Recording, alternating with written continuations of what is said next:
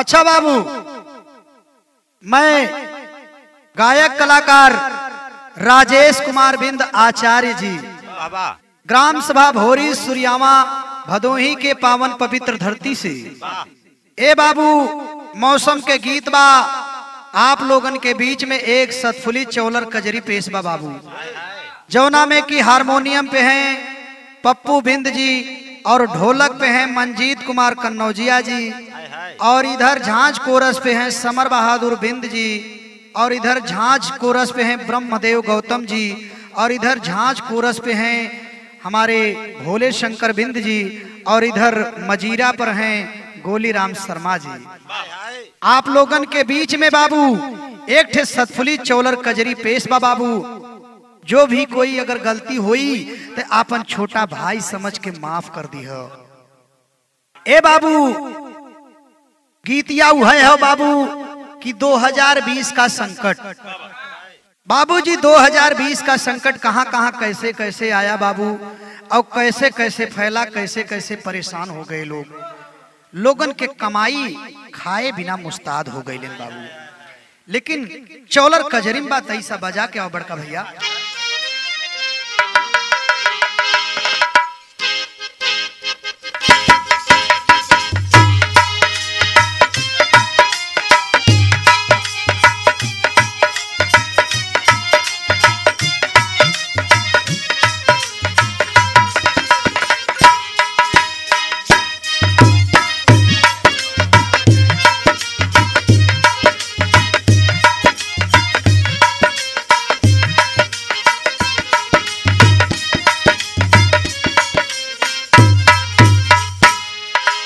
ए बाबू कवि जी के लेखनी कैसे हो बाबू? अरे चिंता में ये भैया चिंता में, अरे चिंता में रात बीतई सोचई भारतवासी, अरे 2020 बना काल सबकी।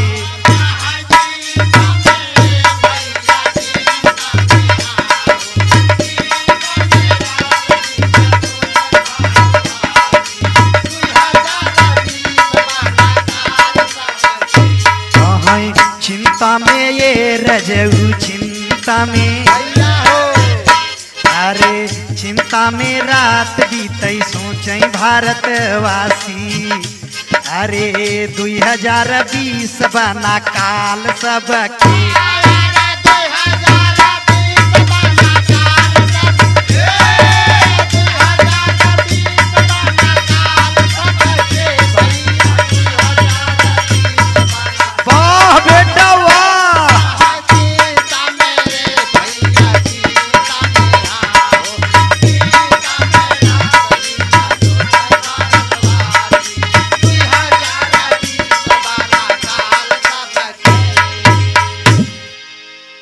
चिंता में रात बीतई सोचे भारतवासी, 2020 बना काल सबकी।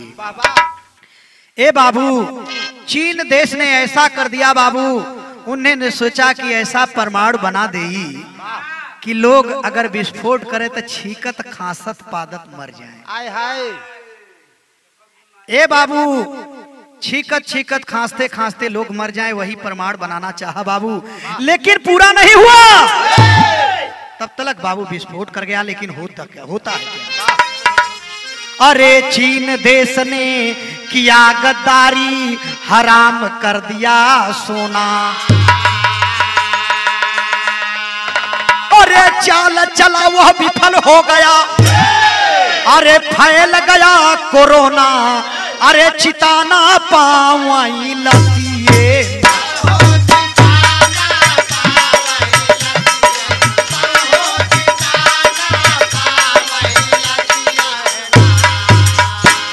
चिता न पावई। ए बाबू चीन देश में इतना मरे लगलन जब विस्फोट हो गई। सबसे पहले एक बुढ़िया झिंगवा बेचत रहल बाबू, सबसे पहले वही के भइल, वही से फैलते फैलते वुहान में पूरे चीन में फैल गया बाबू। ऐसे ऐसे हमारे देश भारत में भी प्रवेश कर गया। लेकिन बाबू इधर मोदी जी के चिंता बढ़ गई बा, लेकिन भइल का? अरे चिंता बढ़ी मोदी के भाई, अरे चौतरफा कर फूल गवाई हो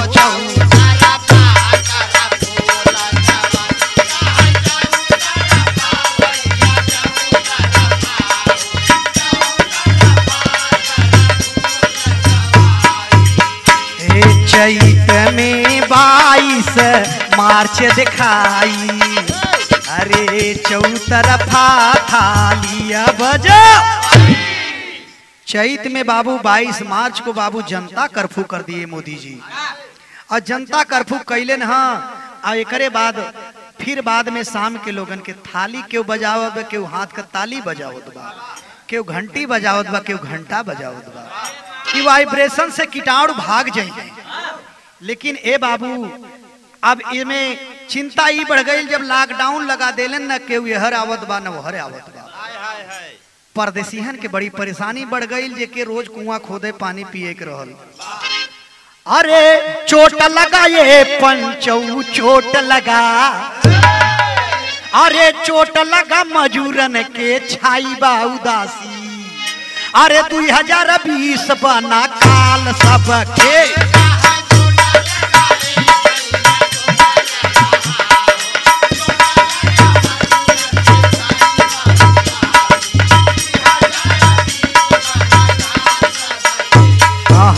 चोट लगा ये पंचौ चोट लगा। अरे चोट लगा मजूरन के छाई बा उदासी। अरे 2020 बना काल सबके।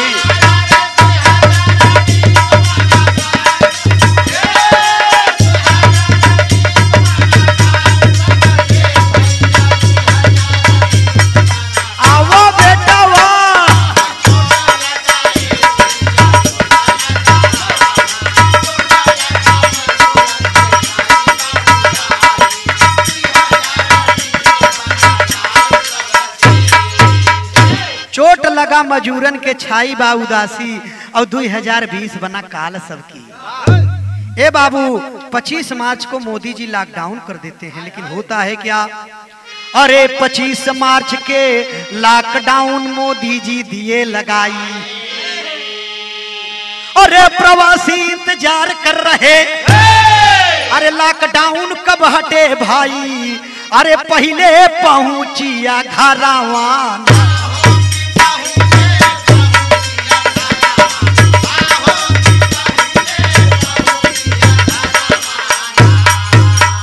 ए बाबू पहले पहुंची सोचे लगलन कि कब लॉकडाउन हटे तब हम अपने घरे। ए बाबू सब परेशान बाटे, लेकिन होत का बा बाबू क्यों पैदल चल दे ले बा और क्यों सोचले कि 5000 हमें ट्रक भाड़ा देवे के पड़ी, ऐसे बढ़िया एक नई साइकिल ले ले। क्यों साइकिल ले ले बा, क्यों पैदल चल दे ले बा। कितना लोगन के जंगल में शेर खा गई। और कितना लोग बाबू ट्रेनिया धर के जात रहलन कि ट्रेन का पटरी धर के जाई ताकि अगर जीटी रोड पर जाई तो जगह जगह पुलिस मिल जाई है। और जात रहलन बाबू एक समय ऐसा आ गई कि वहीं बैठ के आराम करे लगलन। 15 लोग ट्रेन के पटरी पर सो गईलन बाबू। और तब तक मालगाड़ी आई 15 के काट दिलिस बाबू। अरे पैदल कितने रात दिन आए। अरे 15 ट्रेन से जान गंवाए हो।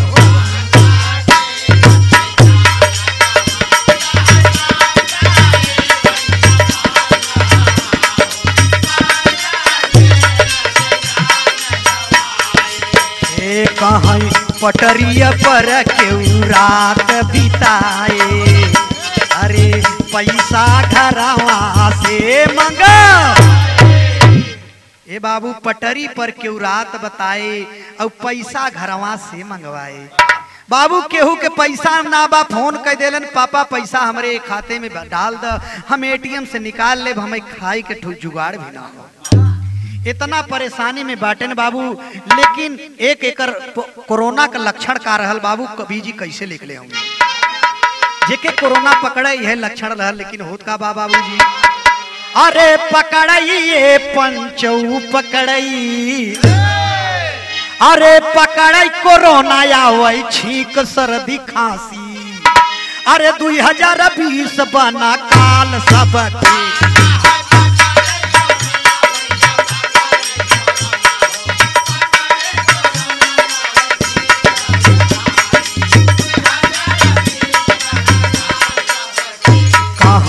पकड़ाइए पंचौ पकड़ाई, अरे पकड़ई कोरोना आवे छींक सर्दी खांसी, अरे 2020 बना काल सबके।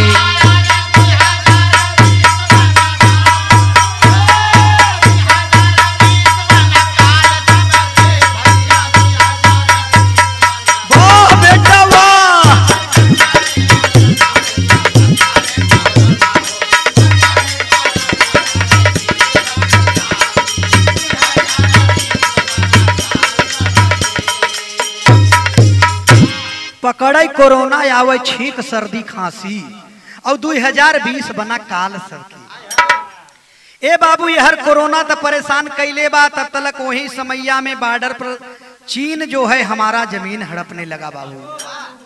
और जब हड़पे लगल तब बाबूजी 22 जवान हमारे भारत के शहीद हो गए बाबू। वहां बॉर्डर पर निहत्था थे, तभी वो लोग लाठी में कटहवा तार बांध के बाबूजी वार किए, लेकिन होता है क्या। अरे बॉर्डर पर गद्दार चीन ने हड़पई लगा जमीन, अरे 22 लोग शहीद हो गए, अरे करते सभी यकीन, अरे बहाई खून न कई धारा।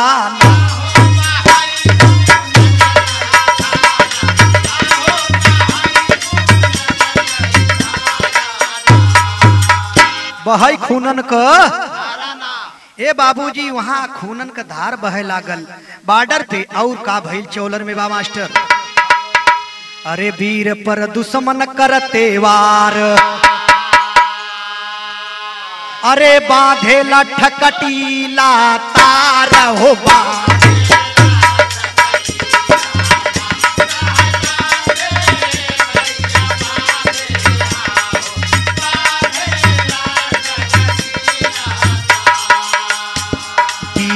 सब लड़ते आरा पार, अरे 32 दुश्मन स्वर्ग सीधा। वीर सब लड़ते आरा पार, 32 दुश्मन स्वर्ग सिधार। ए बाबू 32 दुश्मन के अपने भारत वाले मरले न, तब अपना मर गए। 32 लोगन के मार के तब 22 लोग अपने भारत का लाल शहीद भइले, लेकिन कैसे बमाए। तब तलक बाबू ये हर आप बॉर्डर पर चीन का बतिया तो छोड़ दो, तब तक हर विकास दुबे भी बौरा गईल बा। ए बाबू यहर कानपुर में चला 2020 कहानी। अरे विकास दुबे ये भाई विकास दुबे, अरे विकास दुबे कानपुर का बिकरू निवासी, अरे 2020 बना काल सबके।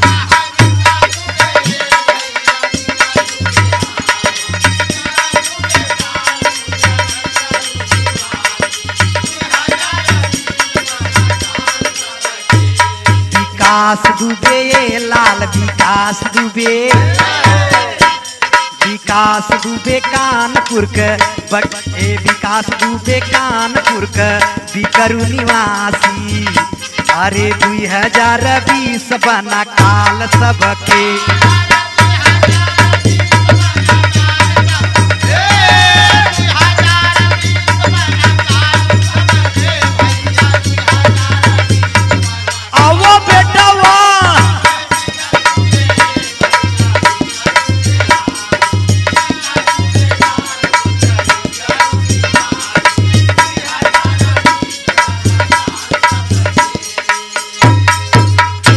विकास दुबे कानपुर का बिकरू, बिकरू गांव का बाबू चौबेपुर थाना के अंतर्गत बिकरू गांव रहल बाबू। बिकरू गांव के निवासी रहलन बाबू। शाम के समय में रतिया में कानपुर में 2 जुलाई के बाबू 2 जुलाई 2020 का बात है। रात में पुलिस छापा को मारते हैं बाबू, लेकिन वहां विकास दुबे चालाकी करता है, रास्ते में जेसीबी लगा देता है। लगौले यह बदे रहल की ताकि हमारे रास्ता गली में न आवे पाऊं, वहीं जेसीबी लगवा दिया बाबू। लेकिन होता है क्या, अरे कानपुर 2 जुलाई प्रशासन छापा दिया मरवाई, अरे किया चालाकी विकास दुबे, अरे जेसीबी वहां लगवाई, अरे कराई गोलिया ना कई मारियाना,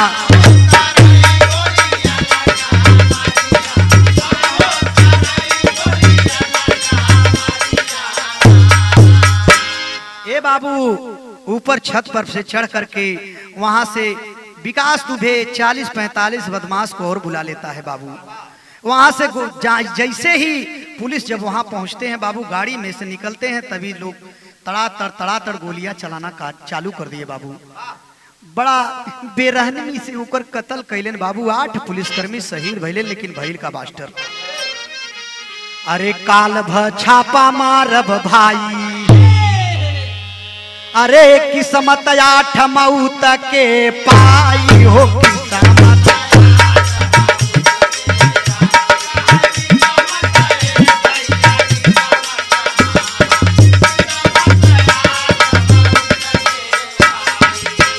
ए काल में ने बुलाल फंस जाई,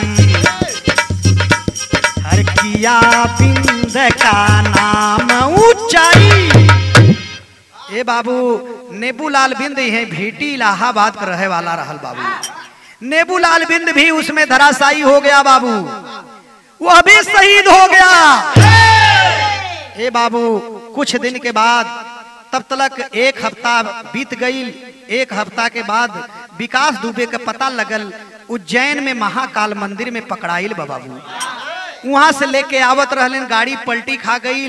वही में बाबू इनकाउंटर भइल और इतने में विकास दुबे को वहीं हत्या हो गई। लेकिन कवि जी कैसे लिखते हैं बाबू, अरे कहते ये ललऊ कहते,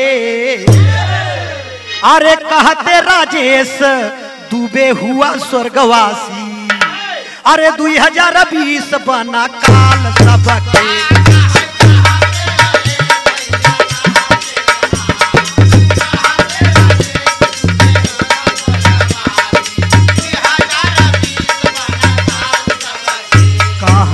कहते ये पंचौ कहते,